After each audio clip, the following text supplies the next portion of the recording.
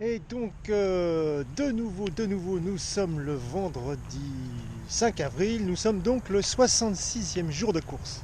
Et coïncidence ou hasard, voilà, nous croisons une route qui s'appelle aujourd'hui la Illinois Route 157. Et cette route avait un autre nom il y a quelques années, c'était donc la route 66.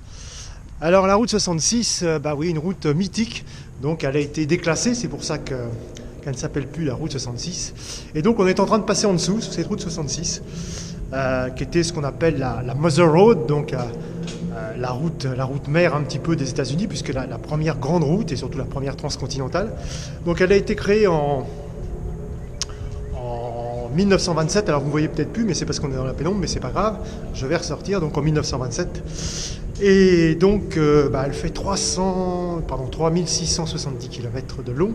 Elle relie Los Angeles à Chicago et de Santa Monica exactement. Donc, et voilà, donc cette route a été déclassée en 1975 parce qu'elle est remplacée bien sûr par beaucoup d'interstates, des choses comme ça.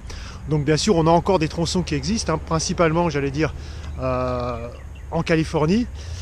Donc voilà, cette route a été une route magique. Elle a bien sûr changé un petit peu je dirais les échanges commerciaux bien sûr aux États-Unis, puisqu'elle a permis bien sûr de transporter beaucoup de marchandises.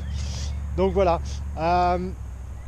Et autre point important quand même, c'est qu'en 1928, donc un an après son ouverture, il faut savoir qu'elle n'était pas complètement goudronnée en 1927 lors de son inauguration.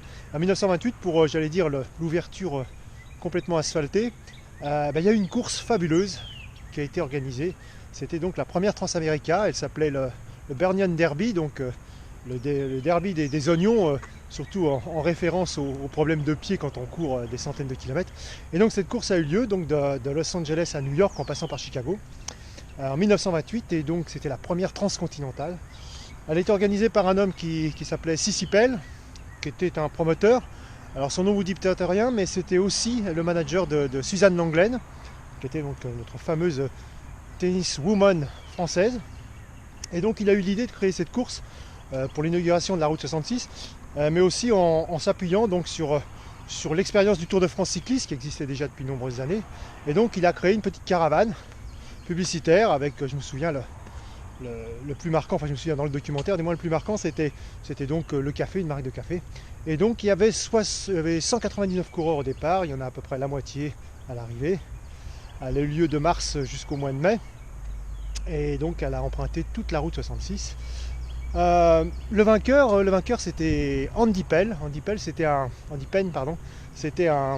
fermier de 20 ans qui vivait dans l'Oklahoma et donc qui a gagné cette course.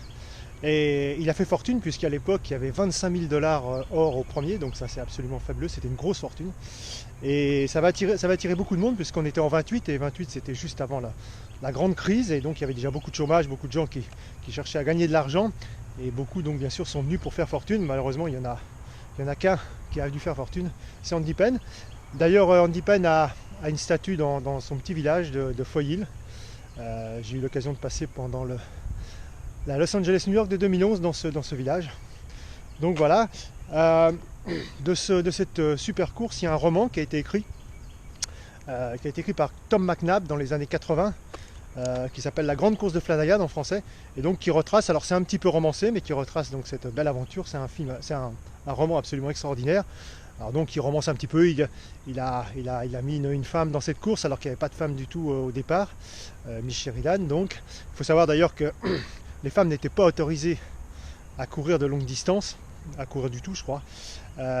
Juste pour agrémenter tout cela, il faut savoir que le premier marathon olympique ouvert aux femmes a été à Los Angeles en 1984.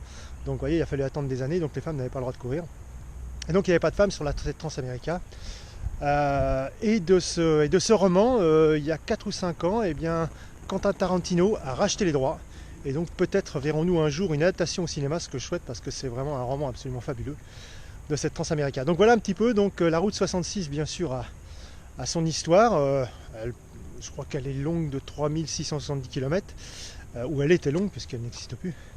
Et puis elle a donné lieu bien sûr à cette fameuse course, donc tout ça se mélange un petit peu et ça fait partie de la course à pied. Donc voilà un petit peu pour cette histoire route 66, qui est mythique bien sûr, que tout le monde connaît, et cette première Transamérica.